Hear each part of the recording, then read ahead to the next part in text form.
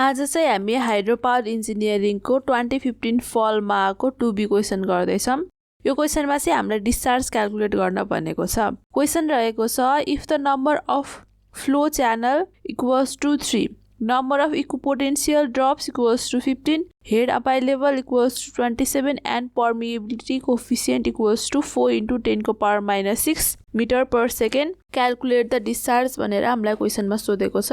अब यसको लागि चाहिँ हामीलाई सुरुमा दिएको गिभन डाटा लेखौँ। सुरुमा चाहिँ number of flow of channel NF, यसको नोटेसन चाहिँ एनएफ हो, यो चाहिँ 3, number of equipotential drop and equals to 15, head available H equals to 27 र permeability coefficient K equals to 4 × 10⁻⁻6। So हाम्रो डिस्चार्जको formula Q equals to K × H × NF/ND। So हाम्रो डिस्चार्जको फर्मुला चाहिँ coefficient of permeability coefficient K × head × number of flow of channel by number of equipotential drop हो। अब के भनेको चाहिँ 4 × 10⁻⁻6 × हेड 27 × NF3/ND इक्वल्स टु 15। अब यो क्याल्कुलेट गरौँ।